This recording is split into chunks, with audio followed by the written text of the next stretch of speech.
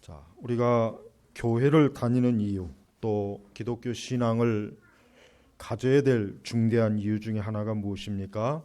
그것은 악에 빠지지 않기 위함이에요. 우리가 주기도문을 보면은 예수님께서 악에서 우리를 구원하소서, 예수님께서 하신 기도 중에 그런 중요한 기도 제목이 있습니다. 우리가 교회를 다닌 이유는 뭡니까? 무엇보다도 교회를 다닐 이유는 우리가 악한 일에 빠지지 않기 위함입니다. 여러분, 이 세상의 악은 실제적인 거예요. 악은 추상적인 게 아닙니다. 악은 실제적이에요. 악으로 인해서 인간이 얼마나 많은 슬픔과 고통과 괴로움을 여러분 당하는지 여러분 잘 아시지 않습니까? 그래서 이 악은 우리가 살아가면서 무수하게 참으로 많은 어려움을 주고 고통을 주는 게 이 악이에요. 또 우리가 교회를 다니지 아니하면, 우리가 하나님을 믿지 아니하면 우리 자신이 여전히 악한 상태에 빠져 있습니다.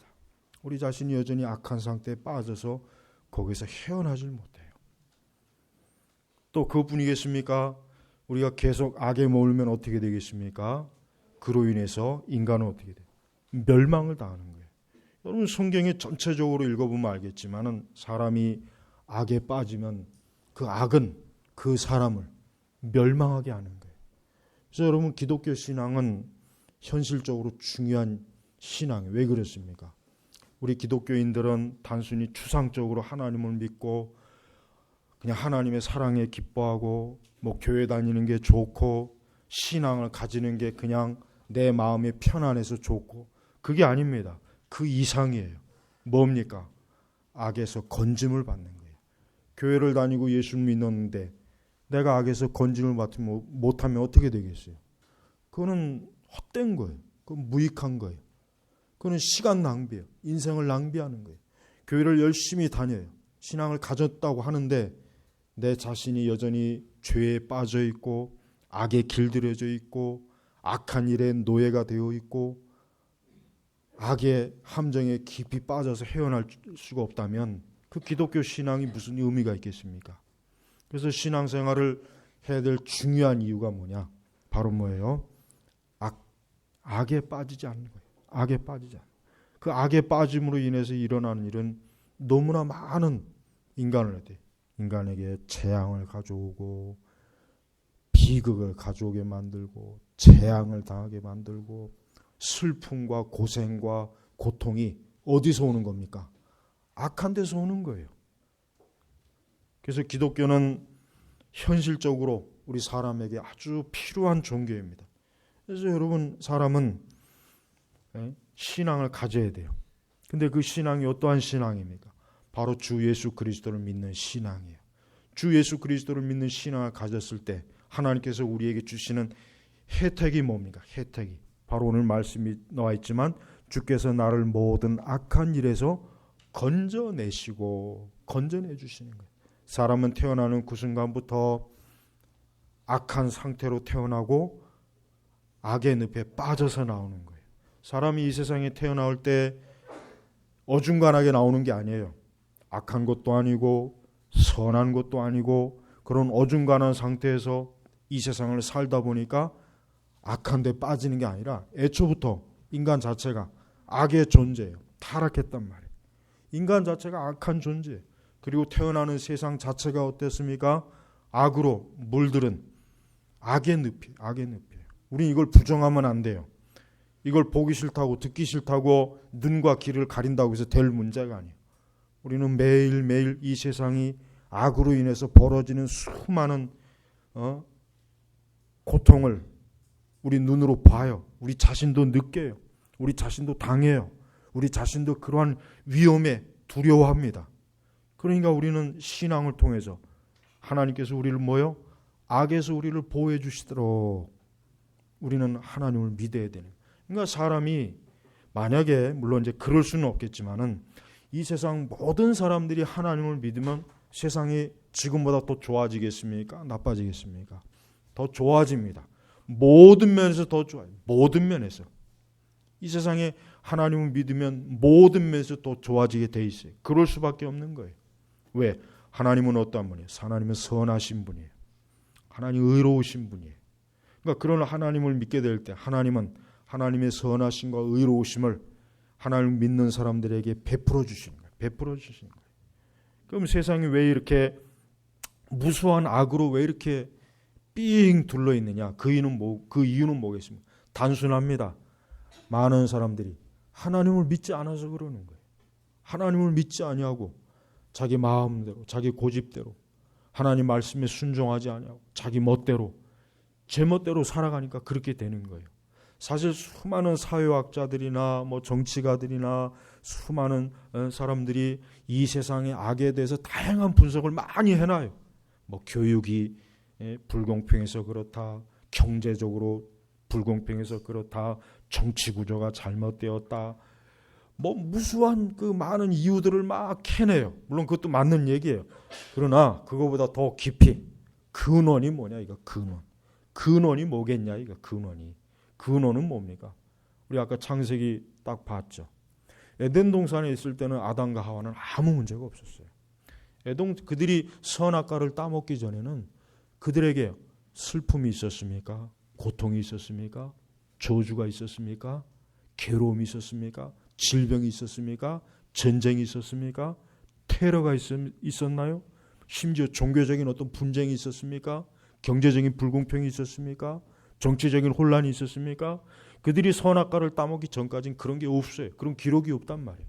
그러나 그들이 선악과를 따먹은 이후 이제 하나님과 원수가 되고 나니까 보십시오. 창세기 초반부터 보면은 벌써 가인이 그 아벨을 시기, 질투, 미움, 증오 때문에 살인을 하죠. 그 다음에 또 나아가면 우상숭배가 일어나죠. 온 세계 사람들이 그 어려서부터 악함을 보시고 하나님께서 안 되겠구나, 이것들은 전부 홍수로 심판해야 되겠구나, 그래서 노아와 그 가족만 빼고 전부 심판을 하죠. 그러나 그 뒤에 또 살아남은 노아의 후손들을 보십시오. 여전히 또 뭐예요? 거기에서 악인들이 많아지고 악이 번성해요. 그로 인해서 전쟁이 일어나고 살인이 일어나고. 그래서 하나님께서 그 모세에게 10가지 계명을 주셨잖아요. 그 10가지 계명을 통해서 너희들은 이 계명에 순종해라, 이러한 죄를 너희들은 짓지 말아라 하고 1계명부터 10가지의 계명, 10계명을 주셨단 말이에요. 왜 그렇습니까? 그러한 악들이, 그런 악한 죄들을 사람들이 그러한 죄들에 빠져 있고 그러한 죄를 짓고 그러한 죄 짓기를 즐겨하고, 그래서 하나님께서 그것을 계명으로 금한 거예요. 특별히 이스라엘 백성들에게 딱 금한 거예요. 자, 바로 그 10가지 계명을 잘 지키면 어떻게 되겠습니까? 악에서 건짐을 받습니다. 악에서 건짐을 받는 거예요. 우리가 10계명을 잘 지켰을 때 악이 우리를 넘보지 못합니다. 마귀가 우리를 시험에 걸지 못하고, 또 우리는 세상을 살아가면서 악한 일에 우리가 넘어지지 않는 거예요. 그러니까 여러분, 하나님께서는 우리 인간에게 타락했지만 하나님께서는 우리에게 실제적으로 이 세상을 살아가는 데 있어서 하나님께서는 우리에게 도움을 준 거예요. 도움을 준 거예요. 그러니까 우리 성도들은 세상을 살아가면서 특히 주의해야 될 게 뭡니까? 악한 일에 빠지지 않기를 항상 기도해야 돼요.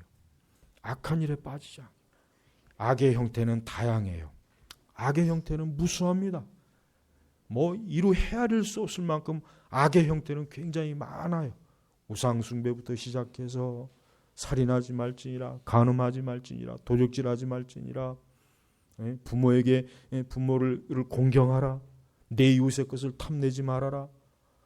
무수하게 많은 이 악들이 우리 주변에 널려 있고, 또 우리 자신의 본성도 그런 악에 자꾸 우리의 의지가 자꾸 그쪽으로 자꾸 기울어져요. 그러니까 그 악에 자꾸 넘어지는 거예요.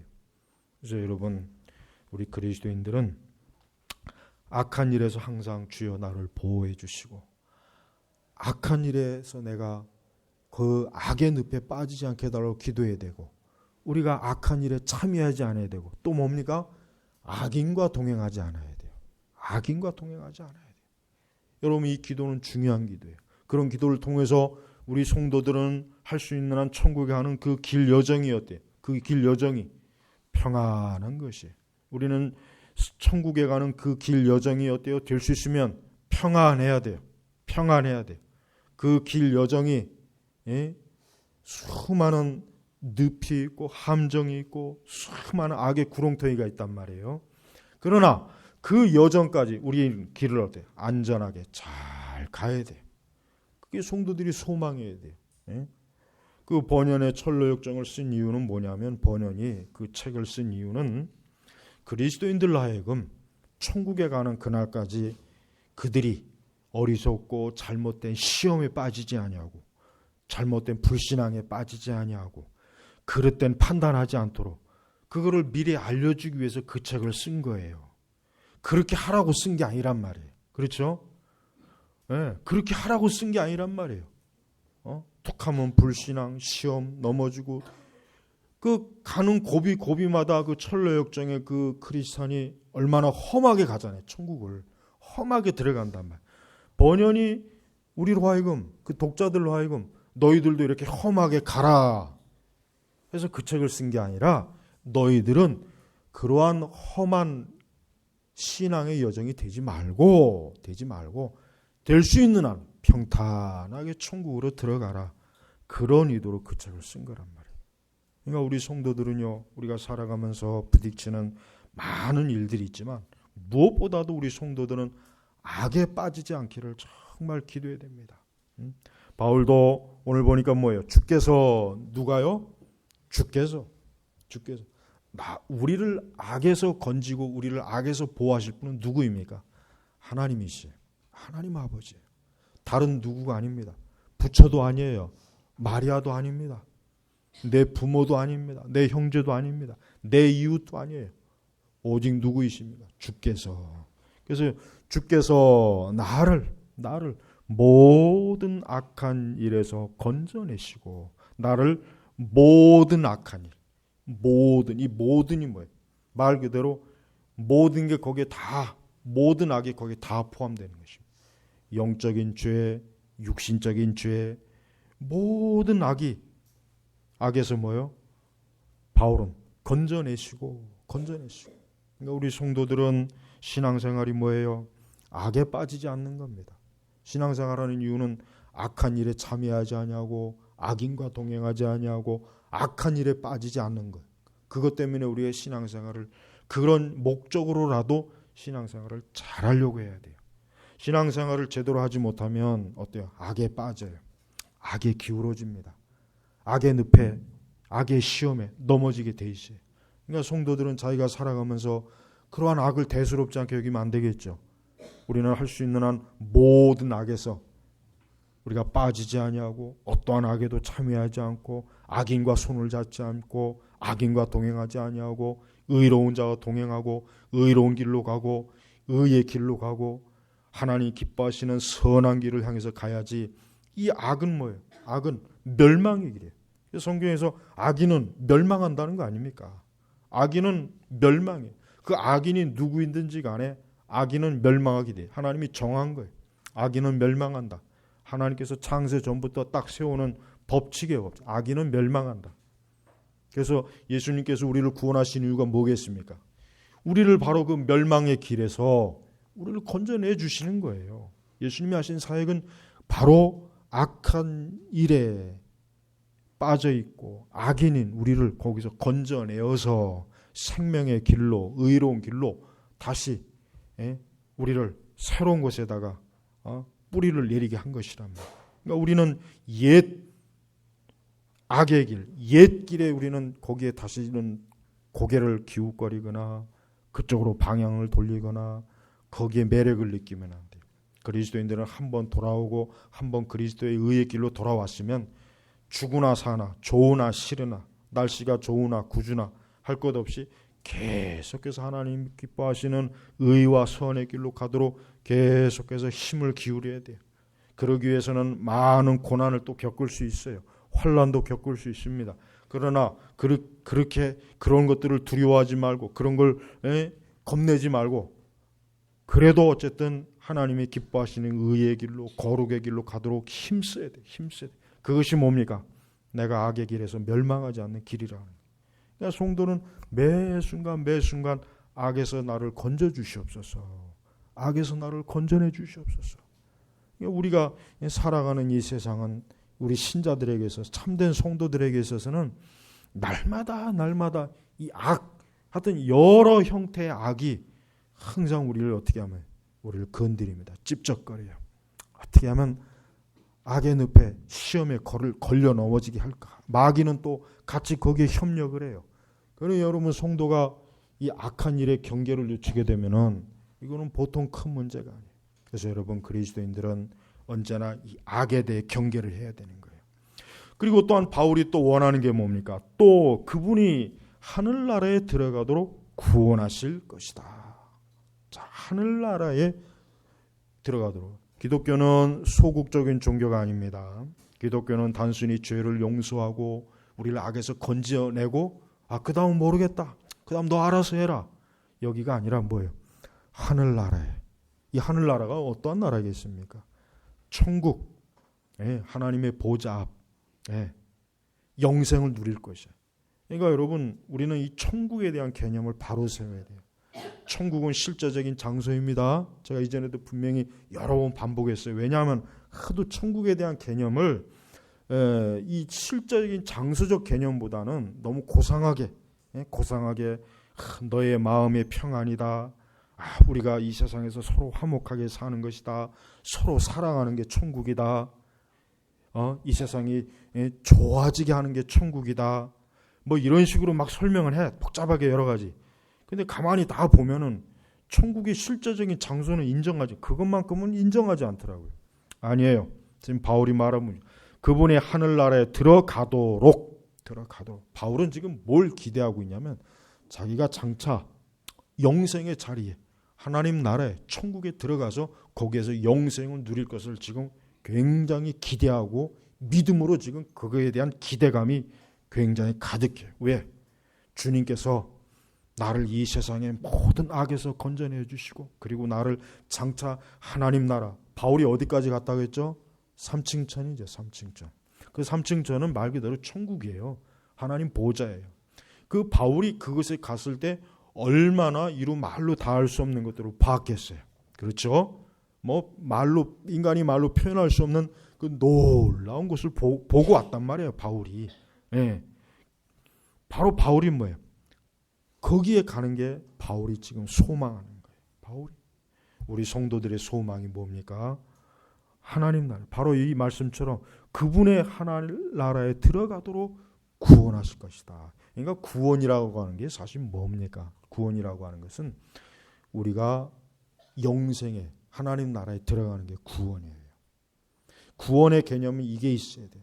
구원을 단지 정치적인 아니면 경제적인 육신의 질병에 그걸 구원의 개념이라고 생각하면 안 돼요. 나는 그리스도를 믿으면서 천국에 간다 이거예요. 이게 가장 정확한 거예요. 너무나 고상하게 신앙생활하는 사람들은 우리가 천국이니 뭐니 그런 건 기대하지 말아라. 그냥 내가 그리스도를 믿음으로 내가 이 땅에서 평안을 누리고 내가 정신적으로 고향이 되고 안정이 되는, 이게 구원이다. 그러나 그들이 말하는 구원은 성경에 전혀 없어요. 그래, 넌 그렇게 믿다가 그냥 지옥에 가라. 나는 천국에 갈 것이다.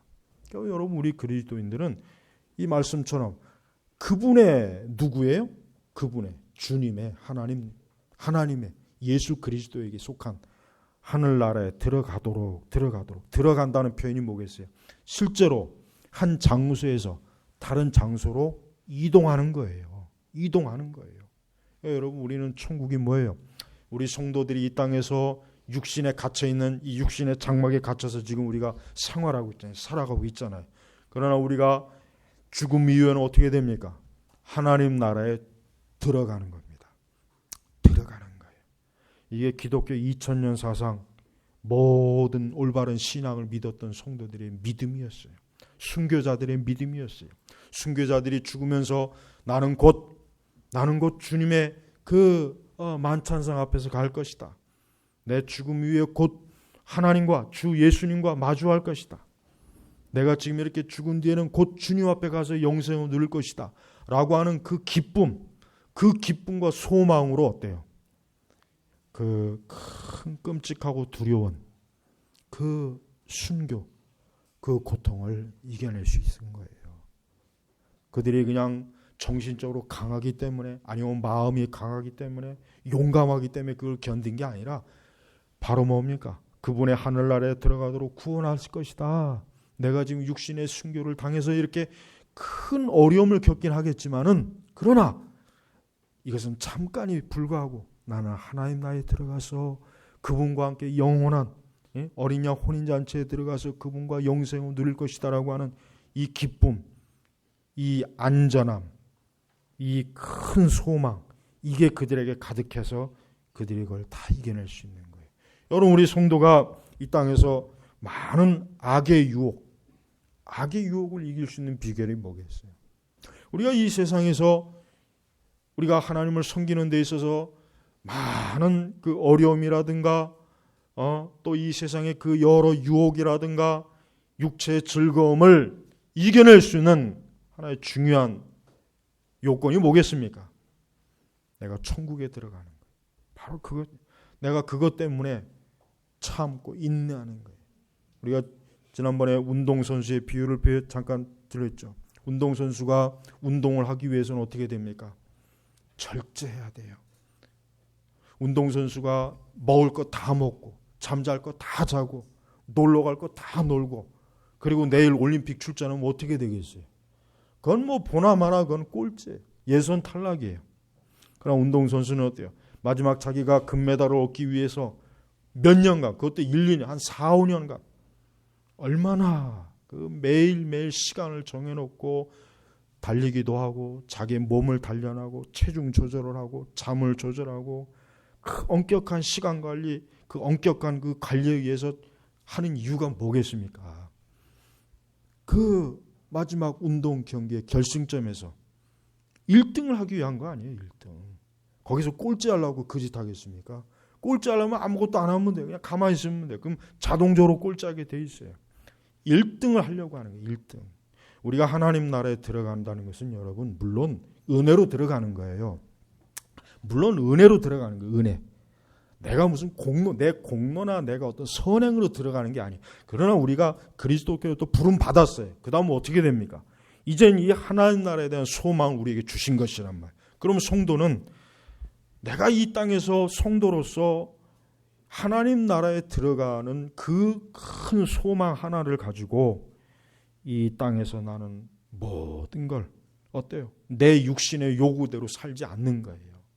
내 육신의 요구대로 살자. 내 육신의 요구대로라면 뭐 지금 이 시간 여기 앉아 있는 것보단 집에 가서 침대에 누워서 자는 게 더 요구잖아요. 제가 지난 주일날 그랬잖아요. 전날에 원주에서 커피를 하도 먹어가지고 막 피곤한데 막 10시, 11시, 막 11시 다 될 쯤에 막 자고 싶어요. 그냥 확 자버렸으면 그냥 막. 근데 그 시간에 자면 돼요. 예배를 인도해야죠. 하나님 말씀을 증거해야죠. 우리 성도는 그렇습니다. 우리 성도가 이걸 알아야 돼. 죄가 아닐지라도 내가 하나님 나라에 들어가는 일에, 즉 내가 영적으로 신앙생활하고 하나님을 경건하게 섬기고 거룩하게 살고 또 내 영혼을 위한 일에 있어서는 우리가 많은 것들을 절제하고 참고 이겨내고 극복해야 될 게 많아요. 그런 것들을 그냥 이거는 믿음하고는 상관없어. 뭐 어때 이런 게. 그런 사람은 그건 신앙이 없는 건 잘못 배운 거예요. 그건 잘못 고쳐야 돼. 그런 생각 가지고 고쳐야 돼요. 우리 성도들은요, 하나님 나라에 들어가기 위해서 성경의 말씀대로 많은 환난을 겪어야 된다고 하는 이유가 바로 뭡니까? 우리는 이 하나님 나라라고 하는 정말 우리가 상상할 수 없는, 정말 이런 말로 다 할 수 없는 그 엄청난 걸 하나님께서 우리에게 주실 거예요. 우리를 위해서 예비해 놓으셨어요. 자, 내가 너희를 위해서 이것을 예비했다. 내가 너희를 위해서 이 유업을 줄 것이다. 그러면 우리는 이제 그것을 위해서 어떻게 해야 됩니까? 모든 걸 우리가 이 땅에서 많은 세상 사람들이 불신앙자들이 당연하게 누리는 것을 포기하고 절제도 하고 아끼고 조절도 하고 인내도 할 줄 알고 참을 줄도 알고 견뎌낼 줄도 알고 그런 과정이 우리에게 필요합니다. 그게 신앙생활의 과정이에요. 그 신앙생활 과정이 싫다고 해서 나는 그냥 내 마음대로 하고 싶어. 그냥 나는 내 마음대로 하다가 그냥 하나님 나라에 갈래. 그래서 하나님이 기뻐하지 않는 그것은 미련한 천이에요. 그건 지혜롭지 못한 거예요. 여러분 바울은 우리에게 좋은 본을 보여줬어요. 바울은 뭡니까? 그 4장 8절에 보면 이런 말이 있어요. 7절 8절에 보면 이런 말이 있어요. 거기 보십시오. 내가 선한 싸움을 싸우고 달려갈 길을 마치고 믿음을 지켰으므로 이제 후로는 나를 위하여 의의 면류관이 마련되어 있으니 주님 곧 의로우신 재판장께서, 예수님이죠, 그날에 즉 주님을 만나는 그날에 내게 주실 것이며 내게만 아니라 주님의 나타나심을 사모하는 모든 자에게 주실 것이다. 뭘 주겠다는 겁니까? 의의 면류관. 의의 면류관. 자, 우리가 바울의 일생을 그래도 어느 정도 아실 거예요. 바울이 얼마나 많은 고생을 했습니까? 매도 많이 맞고 감옥에도 들어가고 또 동족들에게 핍박받고 뭐 이루 말로 할 수 없는, 또 나중에는 자기 주변에 있는 그 동역자들이 다 떠났어요. 정말 외롭게 홀로 쓸쓸하게 정말 그 말년을 보냈어요. 그럼에도 바울에겐 큰 소망이 뭐예요?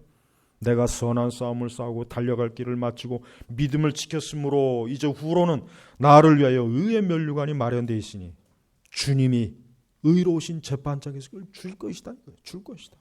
바로 이것 때문에 바울이 뭐예요? 그 모든 것을 견뎌낼 수 있었던 거예요. 여러분, 기독교 신앙은 앞으로 다가올 영광을 위해서 견뎌내는 거예요. 견뎌내는 거예요. 이겨내는 거란 말이에요. 근데 그걸 아까워하지 마세요. 야, 그래도 한 번뿐인 생인데 좀 재밌게 살 수 없을까? 그래도 좀 한 번뿐인 생인데 좀 신나게 좀 살 수 없을까? 남들처럼 좀 하고 싶은 거 다 하고 누리고 싶은 거 다 누려보고 뭐 좀 그렇게 살면 안 될까? 우리 그리스도인들에게도 그런 마음이 들 수 있어요. 그럴 때 여러분 바로 이 말씀을 기억하세요. 그래, 내가 분명히 둘 중에 하나를 선택할 수 있을 것이다. 그러나 나는 과연 바울과 같이 그날에 주 예수님께서 나를 위해서 의의 면류관을 주실 것인데 그걸 더 기대하느냐, 아니면 지금 세상에 있는 그 지금 이 잠깐의 것을 더 기대하겠느냐. 사람들이 이렇게 살아가는 삶을 보면 거의 대부분의 사람들은 인생의 궁극적인 목적을 모르고 살아가죠. 거의 대부분 다 그래요. 오직 예수 그리스도를 믿는 사람들 외에는 나머지 인생들은 인생의 궁극적인 의미를 몰라요. 정말 모릅니다. 그들이 말하는 건 전부 다 개똥 철학이에요. 별로 쓸모없는 얘기들이에요. 그냥 다 자기 생각뿐이에요. 진리는 아니에요. 진리는 뭡니까? 나를 구원하신 주 예수 그리스도를 만나는 거예요. 그리고 그분의 나라에서 영생을 누리는 거예요. 우리 성도 여러분들, 이 소망이 가장 큽니까? 지금 이 소망이 지금 가장 커야 돼요. 근데 이게 가장 크지 않고 내가 이 세상에서 돈을 많이 버는 거, 사업이 잘 되는 거, 내가 교육을 잘 받는 거, 우리 자녀들이 잘 되는데 올인하는 거, 하여튼 그게 더 중요하고 그게 더 중요하기 때문에 나는 그냥 영적인 건 좀 차선으로 좀 미루겠다. 이렇게 사는 분들은 지금 오늘 이 바울과는 전혀 다른 인생, 다른 길을 지금 가고 있는 것입니다. 우리 성도들이 가장 궁극적으로 우선적으로 여겨야 될 것은 바로 이거예요. 그분의 하늘나라에 들어가도록 구원하실 것이다. 그럴 것이다. 우리 성도 여러분, 제발 이 세상을 사랑하지 말아야 됩니다. 성경에도 너희는 이 세대를 사랑하지 말아라. 이 세상을 사랑하지 말라 그랬어요. 그 말 뜻이 뭡니까? 그것은 우리가 이 세상에 지금 살아있다고 해도 이 세상의 가치관과 이 세상의 세계관과 이 세상의 패턴, 이 세상의 삶의 패턴을 즐기지 말라는 거예요. 그런 것들은 결국 우리로 하여금 오히려 영적인 것을 자꾸 멀리하게 만들고 거룩한 것을 멀리하게 만들고 신앙의 불꽃을 자꾸 약화시키고 자꾸 영적으로 퇴보하고 우리의 마음과 생각을 온통 세상의 바람으로 잔뜩 부풀게 해가지고 허무하게 만들고 죄짓게 만들고 악의 늪에 빠지게 만드는 것, 그렇게 만들기 때문에 세상을 사랑하지 말라는 거예요. 믿지 않는 사람들이 볼 때 우리 성도들은 답답한 사람들일 수 있어요. 왜?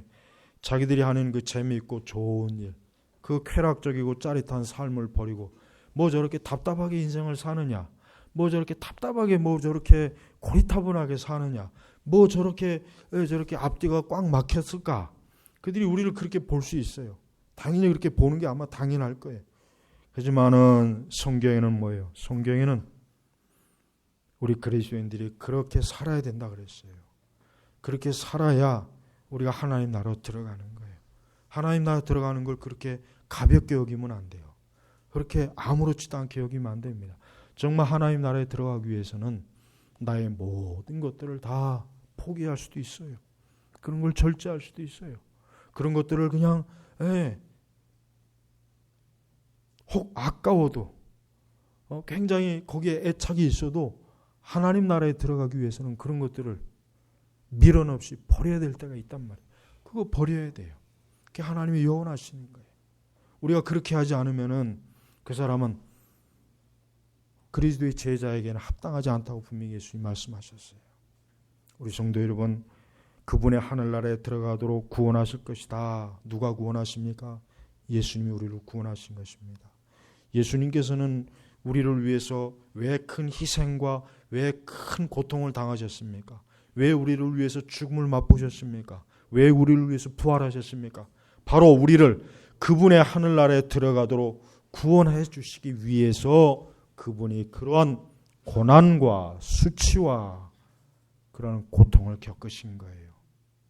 그것이 아니라면 예수님이 왜 그렇게 하셨겠어요? 그것이 아니라면 하나님께서 왜 당신의 독생자의 그 사랑하는 독생자를 왜 그렇게 하셨겠냐? 왜 그렇게 하셨겠냐 이거예요. 멋있게 보이려고 한 것도 아니죠. 그냥 단순히 예수님 보고 그저 사랑 애착의 눈물을 흘리라고 한 게 아니에요. 실제적으로 예수님이 해야 할 일이 있어요. 그분이 하셔야 될 중대한 일을 예수님 자신이 잘 알았어요. 뭐예요? 아버지 하나님의 거룩한 구속 사역을 당신이 해야 된다는 거 예수님이 너무나 잘 아셨어요. 당신은 그걸 위해서 이 세상에 오셨고 그걸 위해서 지금 죽음으로 가야 되는 거예요. 그게 싫다고 해서 그게 마음에 안 된다고 해서 예수님이 발을 돌릴 수가 없는 거예요. 그 길로 예수님이 가야만 했어요. 그분도 잘 아셨어요. 그럼에도 그분이 그 겟세마네 그 동산에서 기도하실 때는 할 수만 있으면 이 잔을 피할 수 있게 해달라는 기도까지도 할 정도로 예수님은 잘 아신 분이에요. 그분이 왜 오셨는지 그분 자신이 가장 잘 아셨어요. 그리고 그분은 아버지를 기쁘시게 하기 위해서 온전하게 그 길로 갔습니다. 그 쓴 잔을 마셨어요. 그 십자가를 졌어요. 그게 다 왜 그렇습니까? 우리를 그분의 하나님 하늘나라에 들어가도록 구원해 주시기 위해서 하신 거란 말이에요. 구원해 주시기 위해서. 예수님은 결코 우리가 이 세상에서 마음껏 편안하게 자기 멋대로 육신대로 너희들이 그냥 마음껏 살아라. 그걸 위해서 내가 십자가에 죽었다. 고난받았다. 그렇게 말씀하지 않았단 말이에요. 그렇기 때문에 바울은 나를 모든 악한 일에서 건져내시고 또 그분의 하늘나라에 들어가도록 구원하신 그분께 대한 기대와 소망과 믿음이 그것으로 가득한 거예요. 그러면서 뭐라고 합니까? 그분께 영광이 영원 무궁토록 있기를 원합니다 하고 아멘 했죠. 아멘.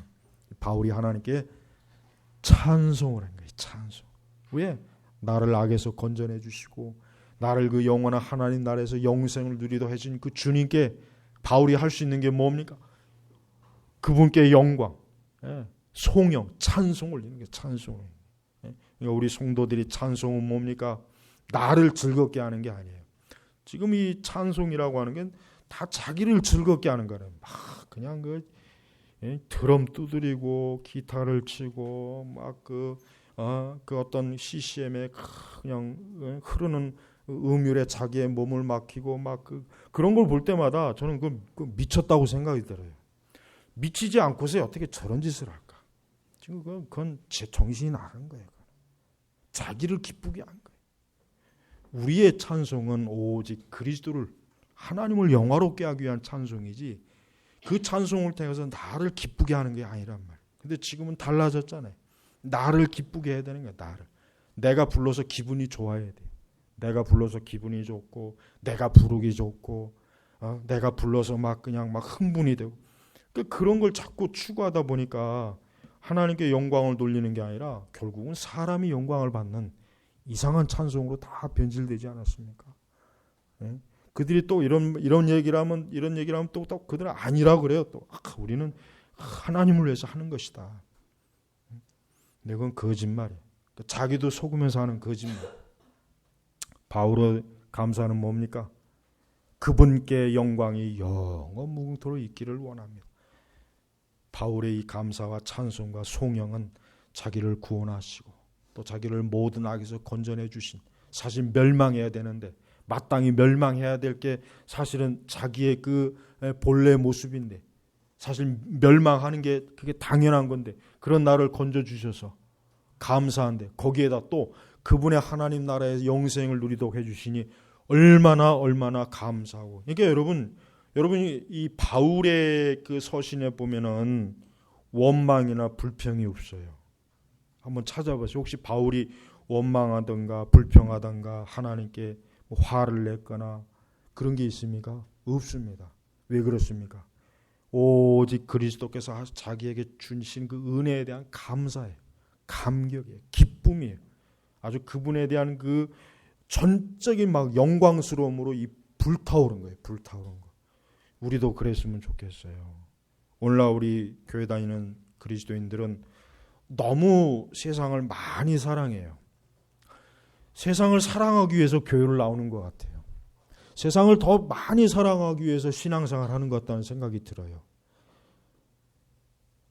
그들에게 있어서 이 세상의 사랑이라고 하는 것은 예수님의 구원의 사랑보다 더 큽니다. 그러니까 그들은 사실은 예수님보다 세상을 더 많이 사랑하고 자기를 더 많이 사랑해요. 정말 예수님을 사랑하는 마음은 그렇게 없어요. 여러분, 우리는 우리 스스로 속으면 안 돼요. 나는 정말 그리스도를 가장 사랑하는가? 나는 그리스도께서 정말 나를 위해서 나를 멸망할 나를 건져내 주셨는데, 그리고 나를 영원한 천국에 들어가게 보장해 주셨는데 정말 나는 주님을 진심으로 사랑하는가?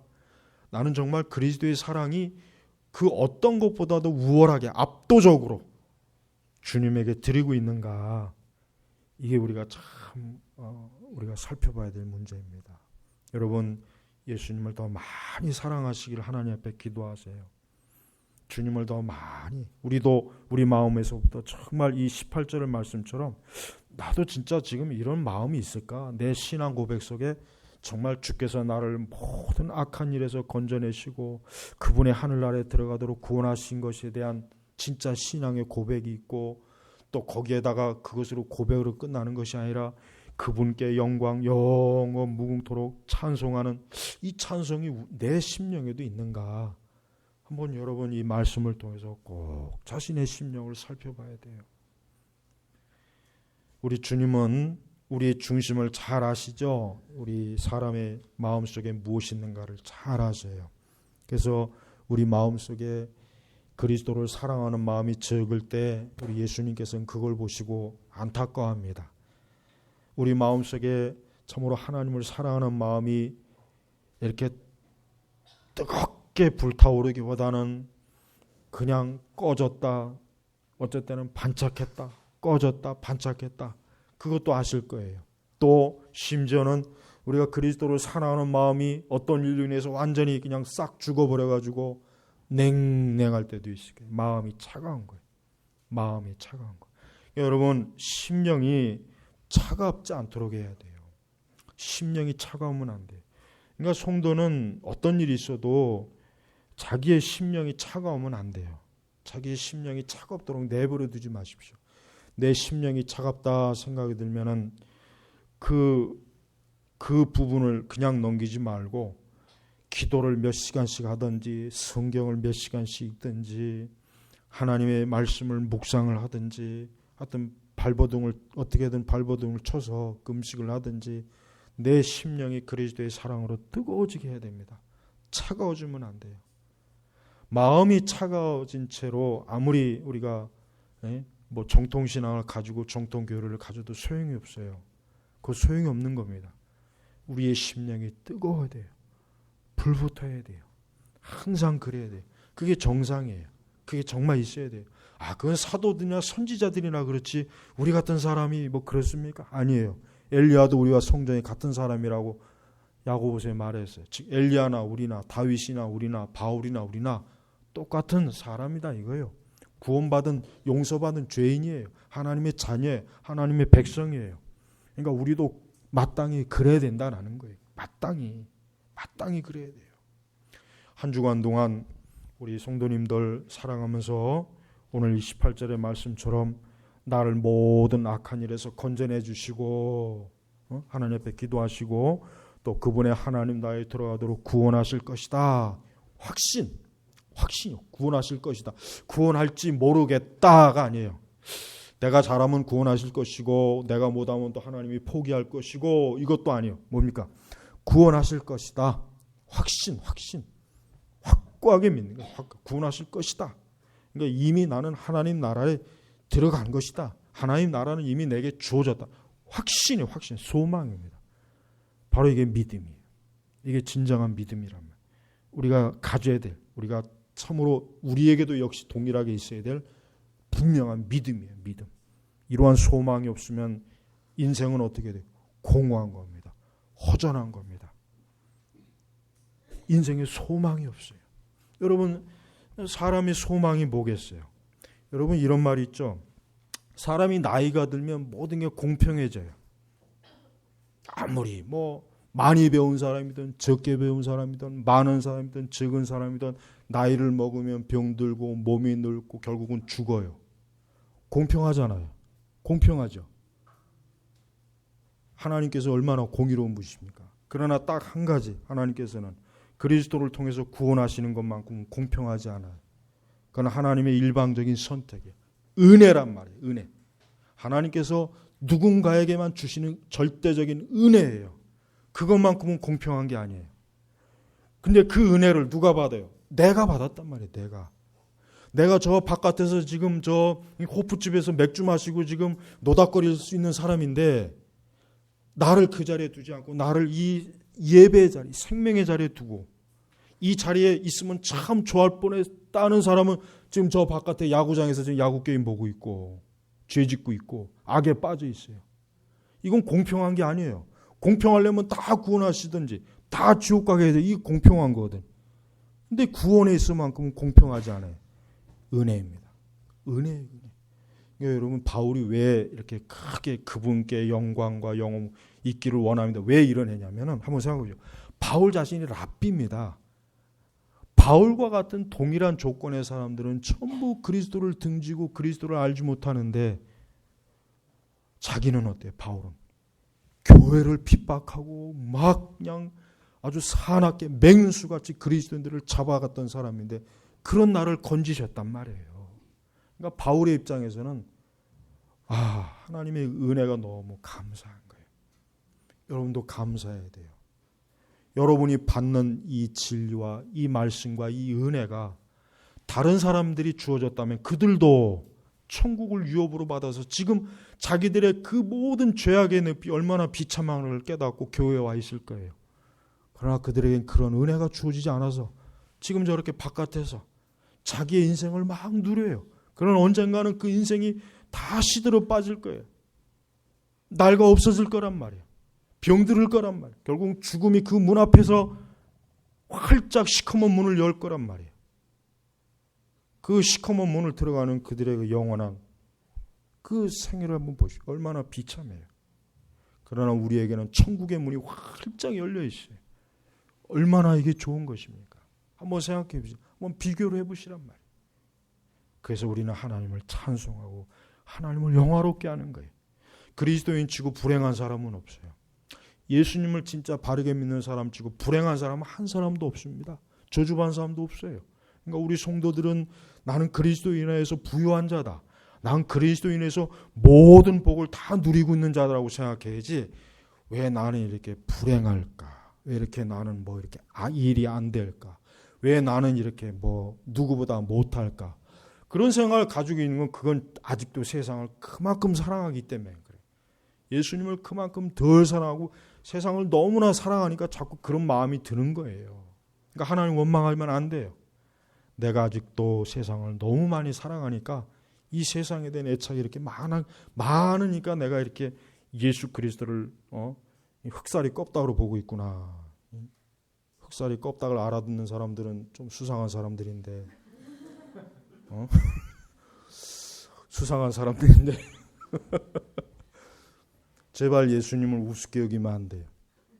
예수님을 위대하게 해야 돼요. 위대하게. 정말 우리는 예수 그리스도를 그분이 얼마나 위대한지를 몰라요. 사실은.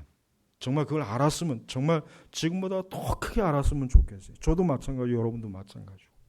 네? 제발 바울과 같이 이렇게 어떻게 보면 굉장히 논리적이고 냉정한 같은 썼지만 바울은 이 그리스도의 사랑과 하나님의 구원의 은혜에 대해서만큼은 오늘날 그 어떤 열광주의자보다도 더 극렬하게 하나님을 찬송하는 사람이란 말이에요. 우리가 이런 신앙을 가져야 돼요. 우리가 세상에 대해서는 막 활기차다가 교회만 들어오면 그냥 병든 닭처럼 푹 고아지고 삶아진 사람들이 많아요. 세상을 사랑하니까 그런 거예요. 피곤해서 그런 게 아니에요. 세상을 사랑해서 그런 거예요. 진짜 그래요. 우리가 그리스도를 사랑한다면 절대 영적으로 기운이 없거나 맥 빠지질 않습니다. 그만큼 우리가 그리스도를 사랑하는 이 뜨거운 사랑이 부족해서 그런 거예요. 부족해서. 그러니까 여러분 좋은 위대한 신앙의 전기문들을 읽어보세요. 그들이 얼마나 예수님을 엄청나게 뜨겁게 사랑했는가 한번 보시란 말이에요. 네? 그래서 이제 그런 사랑들이 우리에게도 넘쳐나야 돼. 넘쳐나야 돼. 한 주간 동안 우리 성도님들 오늘 18절 말씀을 곰곰이 잘 생각하시면서 나에게도 이러한 믿음, 이러한 소망, 이러한 참된 영적인 생명이 크게 일어나도록 하나님 앞에 기도하시고 갈급해하시고 그렇게 하시길 바랍니다. 기도하겠습니다. 하나님 아버지 감사합니다. 우리가 이렇게 또 날이 또 무더워지고 또 자꾸 육체적으로 처지고 또 피곤해하는 그런 계절이 왔습니다. 그러나 이럴 때일수록 내 영혼아 내 영혼아 너는 하나님을 바라라 하는 그 시편의 말씀처럼 주님을 바라는 사람 되게 하시고 주님에게 소망을 두는 사람 되게 하시고 하나님 나라를 소망하는 사람들이 다 되도록 우리 성도들을 축복해 주시옵소서. 감사하며 우리 주 예수님의 이름으로 기도 올렸습니다. 아멘.